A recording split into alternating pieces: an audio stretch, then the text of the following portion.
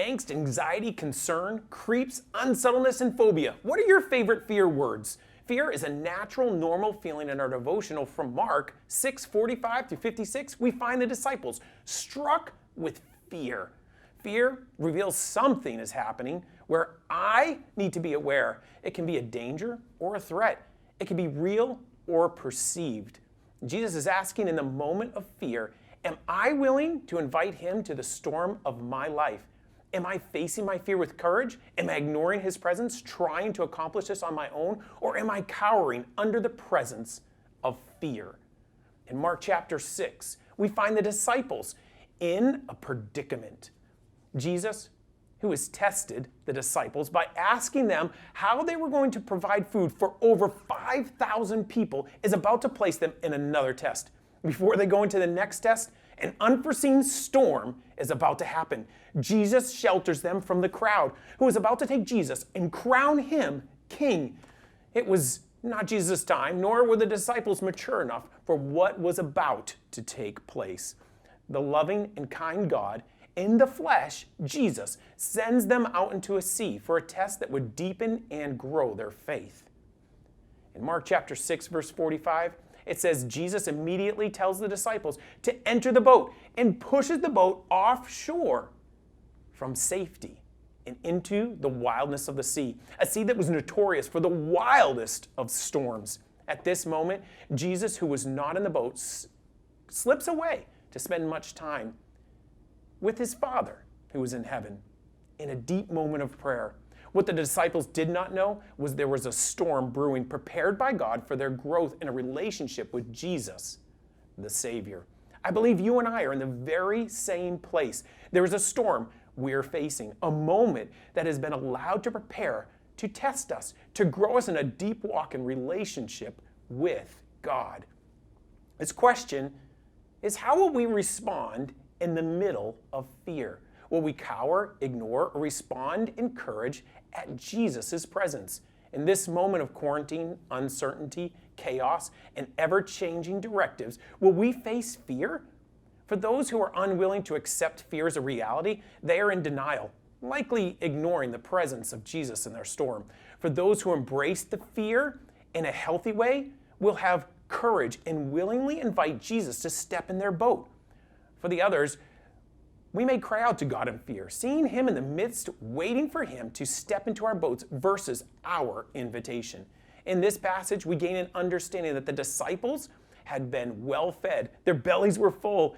If we were traveling by their side in a separate boat that night, we may have heard numerous stories told by the disciples of all of the people fed by the miracle of Jesus, taking 5 loaves and 2 fishes into a meal for thousands of people. We might have heard them laughing, talking, teasing each other, while off in the distance, a storm to test their faith was brewing. In what seemed like an instant, the clouds began to roll in, darkening the glow of the moon and the twinkling of the stars. What was once a glassy sea now began to swirl and crash from the gusts of the wind, dropping from the surrounding mountains. The joy and laughter was sucked from the air, and fear crippled their emotions. Can you identify? Can you feel yourself in the boat with them? What does your storm look like today? What do you feel? I can almost hear their unhealthy responses to their crippling fear of the disciples' inner person. They each begin a fighting, pointing fingers at one another. You aren't doing this. Why aren't you helping over here? What's wrong with you? Someone else freezes up and begins to react in passive-aggressive ways. They avoid communicating with each other, using sarcasm with each other. Someone starts to play the old silent treatment game. The others in the boat start running from the truth. One says, let's turn back. Another says, give up ship, jump overboard, just give up. It's not worth it at all. In verse 47, it says, later that night. And in 48, it says, shortly before dawn. Here they were in the coldest, darkest, loneliest part of the night. Their senses were heightened and their healthy emotions responses depleted. They were sleep deprived, overworked, worn out, tired. They did not sign up for this. In verse 47, it says that they were in the middle of the sea. They were in the worst place at the worst time. To turn back now would just take as much effort as it would to go all the way forward. The distance and effort would be the same. Fear begins to dominate their inner person. At just the right moment, at the end of verse 48, it says, Jesus was about to pass them. Notice with me the words he used. The intention and purpose of Jesus was to reveal that his presence was with them.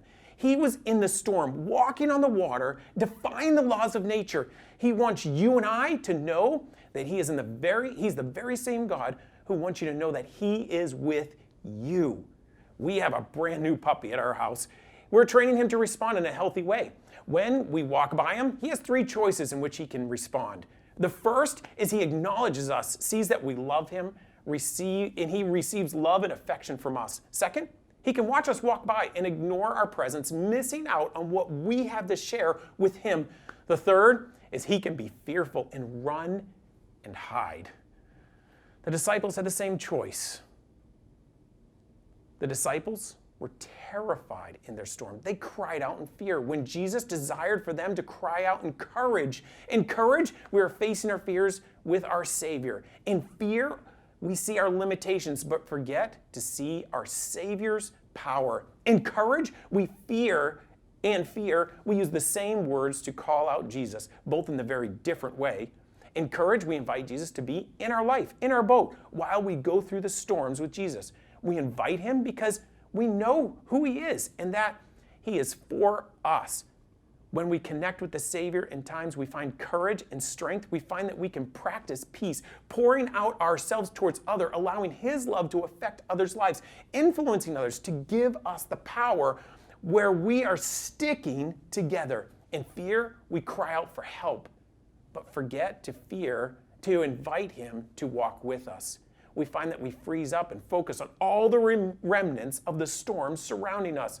What remnants of the storm are you focused on?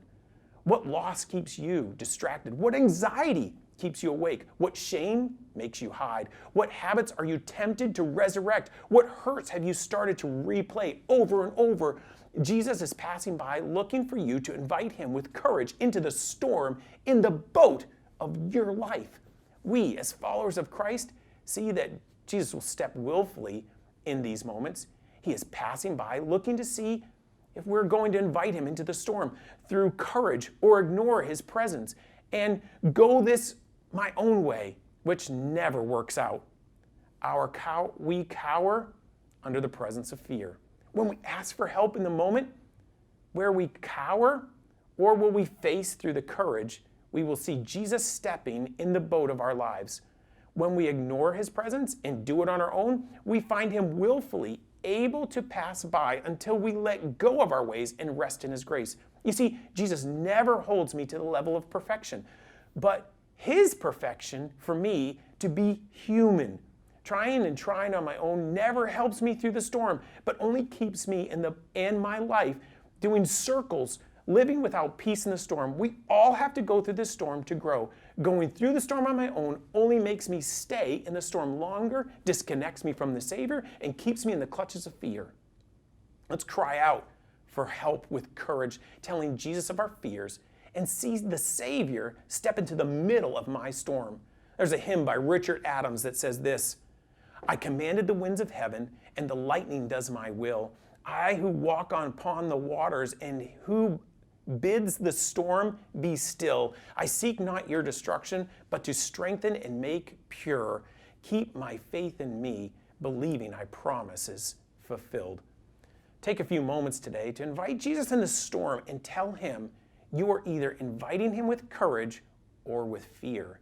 When we connect to each other through peace with Jesus.